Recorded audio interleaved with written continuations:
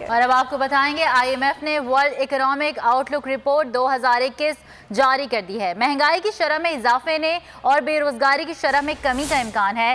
Current account खसारा बढ़ने की पेश गोई की गई है। मौजूदा माली साल पाकिस्तान की मुआशी शरह नमू 4% रहने का इम्कान है।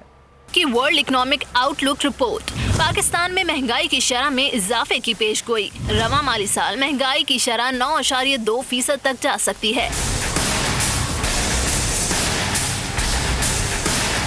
वर्ल्ड इकोनॉमिक आउटलुक रिपोर्ट के मुताबिक पाकिस्तान में बेरोजगारी की शरह में कमी का इम्कान है। बेरोजगारी की शरह 4.8% तक हो सकती है। गुज़श्ता माली साल ये शरह 5% थी। रिपोर्ट में पाकिस्तान का करंट अकाउंट खसारा बढ़ने की भी पेशगोई की गई है। रवा माली साल करंट अकाउंट खसारा GDP का 1.3% रह सकता है।